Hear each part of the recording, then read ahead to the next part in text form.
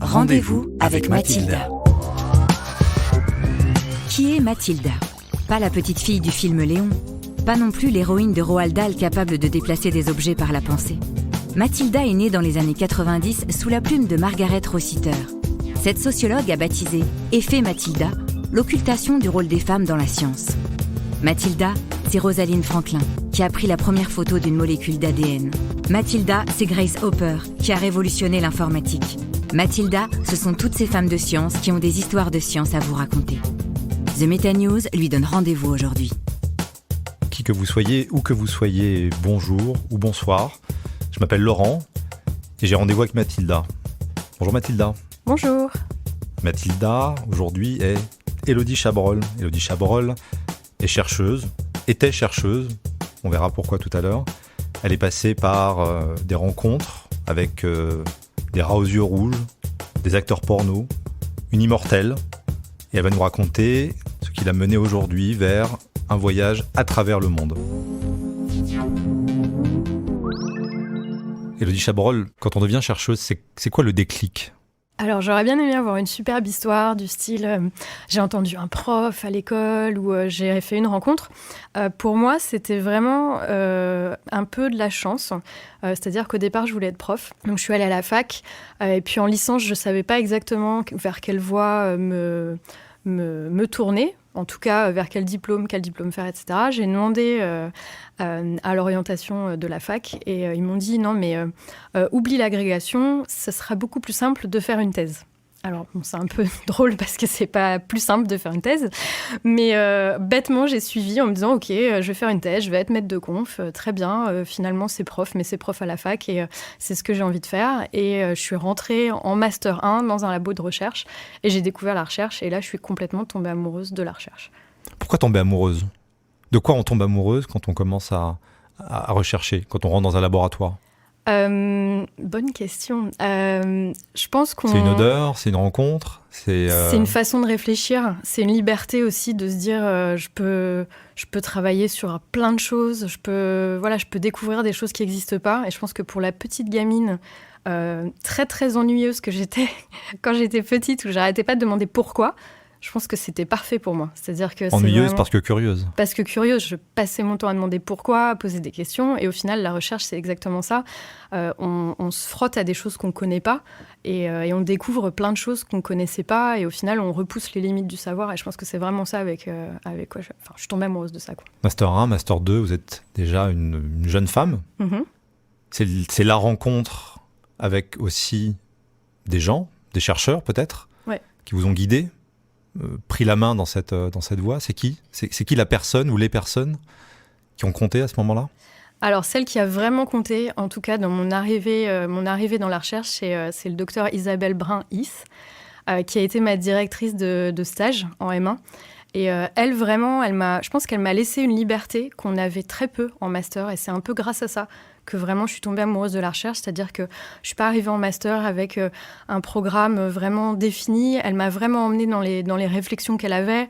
En gros, on a été deux jumelles pendant 3 mois. Je l'ai suivie partout. Dès qu'on allait voir le chef du labo et qu'on s'asseyait, déjà sa porte était toujours ouverte. Et on pouvait se poser direct, venir à son bureau et parler pendant 1 heure sur les résultats qu'on venait de trouver, essayer de comprendre pourquoi, et on se creusait la tête avec lui.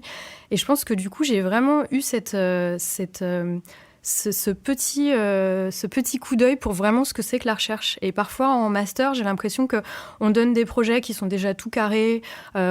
Parfois, on n'accompagne pas vraiment les chercheurs dans leur travail de tous les jours. Et vraiment, le travail de recherche, de se dire, là, on vient de trouver ça. C'est hyper bizarre. Ça va complètement à l'encontre de ce qu'on pensait trouver. S'asseoir avec quelqu'un et en discuter pendant 2-3 heures parfois, sans regarder l'heure. Et partir dans des discussions passionnantes. Et je pense que c'est vraiment ça qui m'a aidée. Et Isabelle, en tout cas, m'a complètement embarquée là-dedans. C'était vraiment passionnant. Et je travaillais sur de la génétique humaine, qui vraiment, dès le début, j'ai toujours adoré.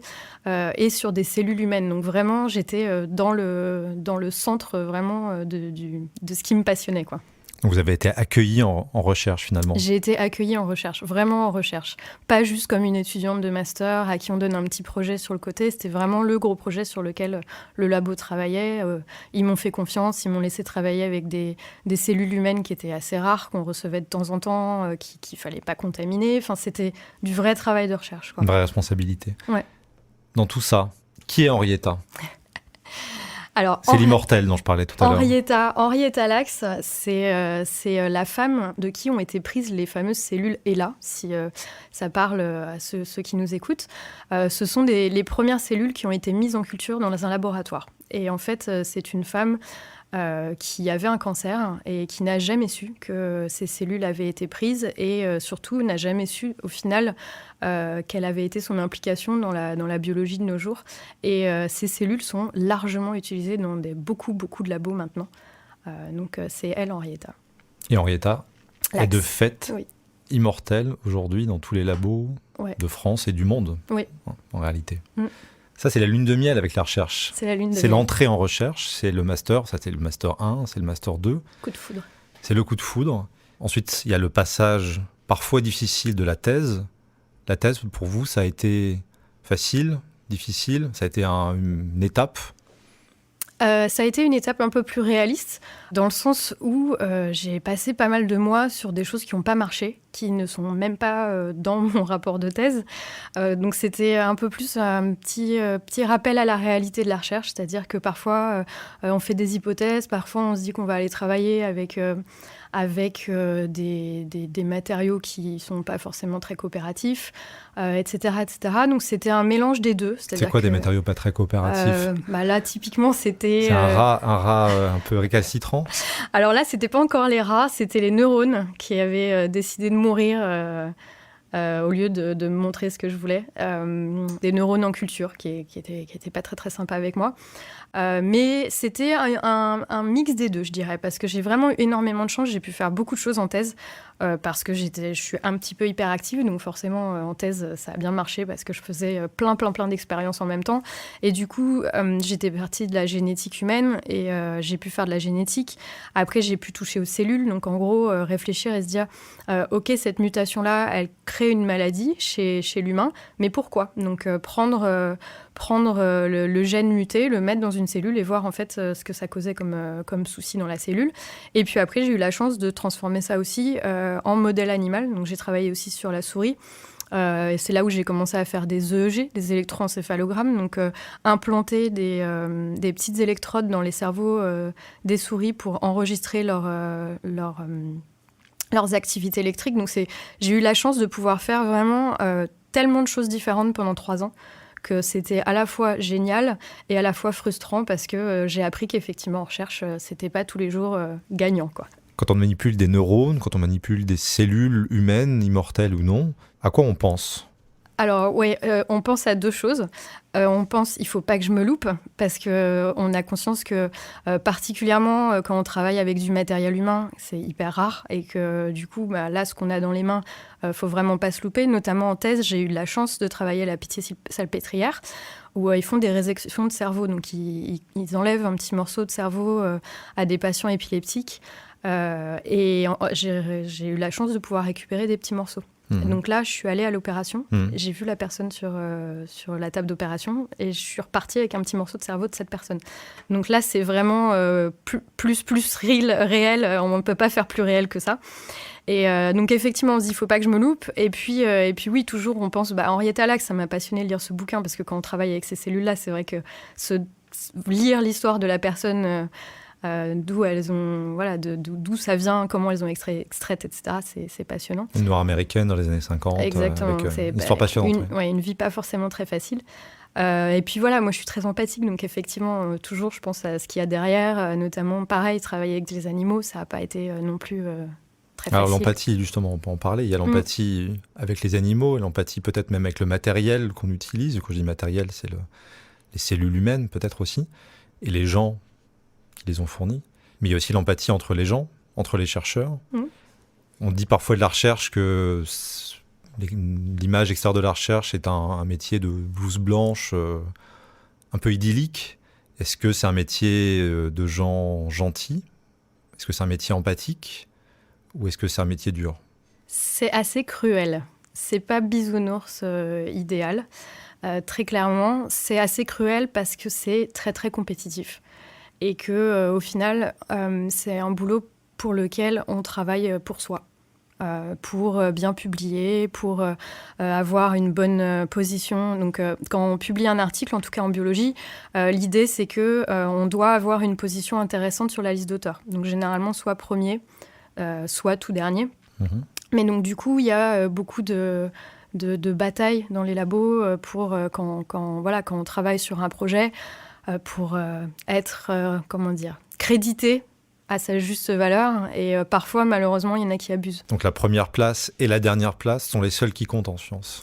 Quand on lit un papier, pour que les auditeurs comprennent bien, Ouais. quand on lit un papier scientifique, alors je ne parle pas évidemment à nos auditeurs qui connaissent déjà tout ça, mais quand on publie un papier, un chercheur, la première et la dernière place sont les plus importantes. Les autres ne comptent pas ou presque. Oui, voilà. Après, il y en a, bien sûr, on va avoir des gens qui disent que c'est la même chose, c'est pas grave.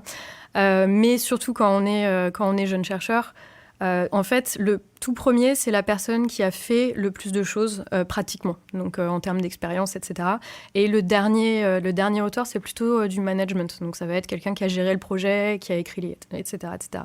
Donc effectivement, la première place et la dernière place, généralement, c'est celle qu'on vise. Et avez-vous été à la deuxième place alors que vous auriez dû être à la première ? Alors, j'ai été à la deuxième première. La deuxième première place. Exactement, c'est une façon très sympa d'être relayé deuxième, mais on a une petite étoile derrière notre nom qui dit qu'on a contribué d'une façon égale. Sauf que quand l'article est cité, c'est toujours avec le nom du premier auteur, et c'est le nom du premier auteur étal. Donc du coup, quand on est deuxième avec une étoile, au final, on est deuxième, quoi. Donc l'étoile ne compte pas. L'étoile ne compte pas, et pour être honnête, de temps en temps, l'étoile, on la voit que quand on télécharge l'article, qu'on s'y intéresse vraiment. Donc au final, quand on est deuxième, c'est pas forcément terrible. Et mon tout dernier article, effectivement, j'ai été deuxième. Donc c'est un métier d'individualiste qui pense aux autres. C'est un métier, c'est difficile. C'est un métier il faut penser à soi de temps en temps et se faire passer devant. Et c'est pour ça que si on est un peu trop empathique parfois, ça se passe pas super. Et votre histoire, c'est l'histoire de trop d'empathie ? C'est l'histoire de peut-être un peu trop d'empathie, peut-être j'étais un petit peu naïve aussi à des moments. Je pense que voilà, j'ai pas imaginé qu'on puisse essayer de me voler quelque chose qui était vraiment à moi, mon projet, mon projet, mon boulot. Il y avait plein de gens autour de moi, on a tous participé à un truc et je pensais pas qu'on pourrait voler mon projet en fait. Alors parlons de Londres, parlons de ce moment de votre vie, de cette ville où s'est jouée une partie de votre passé et surtout une bonne partie de votre présent. Qu'est-ce qui s'est passé là-bas ? Plein de choses. Alors après ma thèse à Paris, je suis donc partie en postdoctorat à Londres. Donc le postdoctorat, en gros, c'est la période après le doctorat, avant d'avoir un poste de chercheur attitré, comme on dit en Angleterre, c'est PI, Principal Investigator, en français chercheur. Ça peut durer assez longtemps.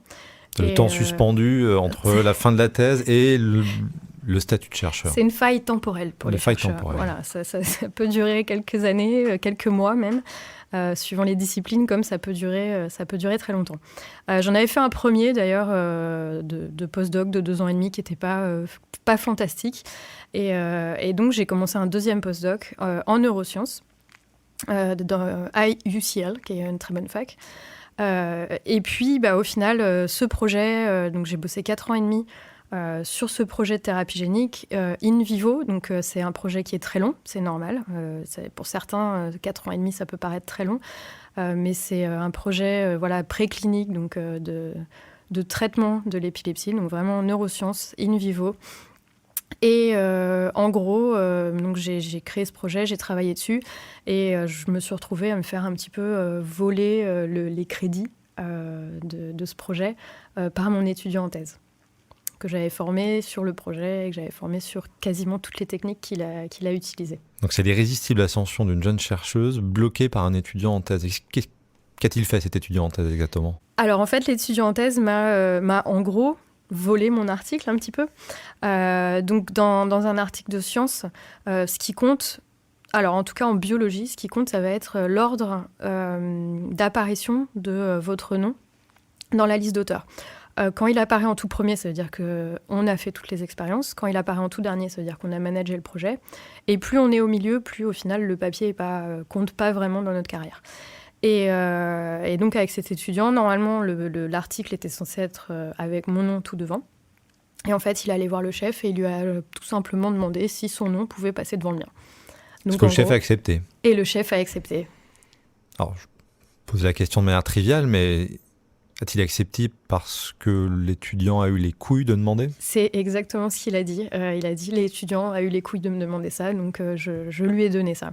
Et là-dessus, je lui ai répondu, j'aurais bien aimé avoir les couilles de te demander ça, mais en fait, comme c'est mon article, c'est mon projet, je vais pas te le demander, ça me revient. Et en fait, j'ai essayé de négocier derrière. Et il m'a dit, mais de toute façon, ça change rien. Et puis voilà, il a eu le courage, c'est bien. En gros, il était décidé à ce qu'il soit devant moi. Tout simplement. Tout simplement. Et sans autre forme de procès. C'était décidé, c'était comme ça. Et c'était un gros revirement de situation parce qu'en fait, donc en postdoc, parfois, c'est un petit peu gladiateur. C'est-à-dire que tout le monde se bat un petit peu pour son projet, pour son petit projet, son article, etc. Et en fait, ça arrive que dans certains labos, beaucoup de postdocs aient des projets très similaires. Et du coup, au moment d'écrire un papier, les gens se retrouvent à se mettre ensemble sur des articles ou un peu se battre, etc. Et en fait, on avait déjà eu un souci de co-auteur avec un autre postdoc. Et mon étudiant et moi, justement, on s'était un peu bataillés pour être tous les deux devant cette troisième personne. Et du coup, on était heureux. Je pense que j'ai un peu déposé les armes en mode « c'est bon, il peut plus rien nous arriver d'affreux maintenant ». Et puis en fait, si. Est-ce que je pose la question, est-ce que le fait d'avoir été une femme, dans un milieu peut-être plus masculin, en tout cas dans un laboratoire peut-être plus masculin que d'autres, a joué contre vous ? Là, complètement. Dans ce labo-là, je ne ferai pas une généralité de tous les labos, mais clairement, ce labo-là, il y a une des femmes qui était chercheuse, donc une des boss, la seule boss femme du labo, qui est partie et qui a dit que ce labo était dominé par les hommes. Quoi. Donc, de fait. De fait. Clairement, elle l'a avoué. Et là, c'est un truc que j'ai vu. Au départ, je ne faisais pas trop attention à ça. Et puis, au bout d'un moment, vraiment, les hommes étaient soutenus. Et les femmes l'étaient beaucoup moins, voire pas du tout. Donc on peut voir maintenant tous ceux qui ont eu des bourses, qui ont eu des jobs permanents, etc. C'est tous des hommes et toutes les femmes, elles sont toutes parties. Alors on va dire oui, c'est pour faire de la communication, parce que les femmes, vous êtes meilleures en communication. Mais très clairement, il y a eu un manque de soutien du chef, qui soutenait généralement les hommes.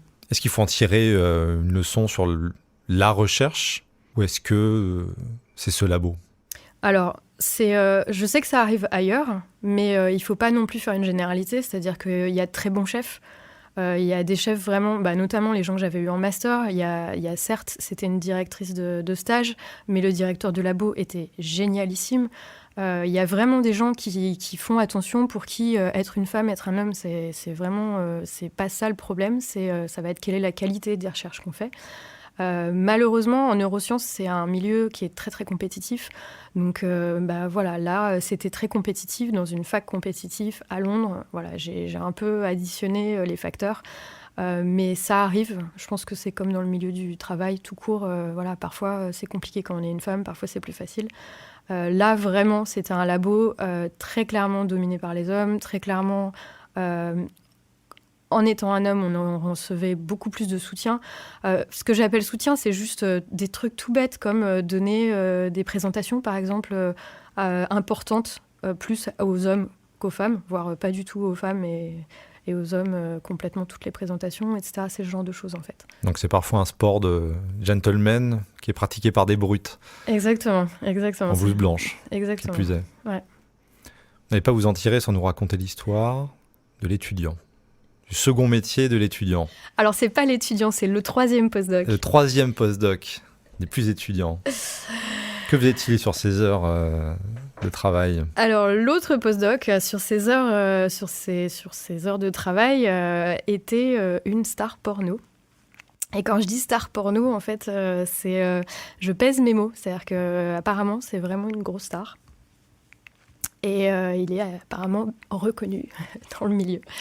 Donc, il est en première place dans son article. S'il avait un article, il serait en première place, en tout cas. Oui, lui, pour le coup, était derrière moi, sans mauvais jeu de mots. Mais effectivement, oui, voilà. C'est assez intéressant ce qu'on peut retrouver dans les laboratoires. On recherche les hobbies de certaines Mais c'est une histoire de personnes. science aussi, puisque vous avez co-signé un papier. On a co-signé un papier. Dans quelles conditions ? Du coup, avec lui, c'était compliqué aussi. De toute façon, ce labo était très compliqué. À partir du moment où on publiait, je pense qu'on ne publiait pas des masses comparé au prestige du labo. Donc du coup, dès qu'il y a un papier, un article qui voyait un petit peu le jour, tout le monde se jetait dessus et du coup, c'était un massacre à chaque fois, quoi. Ce qu'il faut bien comprendre, c'est qu'un papier, pour un labo, c'est la vie ou la mort, parfois. Exactement. Surtout et pour un chercheur. Pour un chercheur, surtout pour des postdocs. L'idée, c'est que généralement, on fait une thèse. Donc moi, j'ai fait la mienne, je ne l'ai pas citée, mais j'ai fait la mienne à ce qui est devenu l'ICM, l'Institut du cerveau et de la moelle épinière à Paris. Et du coup, l'idée, c'est de partir en postdoc, généralement à l'étranger, d'amasser le plus de papiers possible, ou en tout cas des articles les plus prestigieux possibles et les plus intéressants, et de revenir avec tout ça pour postuler à des postes de maître de conf, de chercheur, etc. Ou de rester dans le pays et essayer d'avoir des bourses. Mais en gros, le chercheur est évalué avec les papiers. C'est-à-dire qu'on sait combien vous valez au papier que vous avez produit. Donc il y a deux choses. Comme j'ai dit tout à l'heure, il y a la liste d'auteurs, donc suivant sa place, sa position dans la liste d'auteurs. Mais il y a également l'impact factor. Donc c'est comme ça qu'on mesure les articles. Et plus un article est bon, plus il est cité, enfin plus un journal est cité, plus l'impact factor va être haut en fait. Et donc généralement, on veut avoir une position, on va être bien placé dans la liste d'auteurs, dans des super journaux avec un impact factor très haut. Hunger Games. Hunger Games. Vous nous avez décrit une lune de miel, ouais. Des difficultés, comme dans un couple en fait, la recherche et vous. Ouais. Et il y a une Saint-Valentin qui arrive enfin. Il y a une Saint-Valentin, exactement. Le 14 février 2013. 14 février 2013, c'est... Qu'est-ce qui s'est passé ce jour-là ? Et le 14 février 2013, ça a complètement changé ma vie. Et ça va paraître très bébête de dire ça, mais la Saint-Valentin 2013 a changé ma vie. J'ai reçu un email d'un festival qui commençait et qui cherchait des volontaires.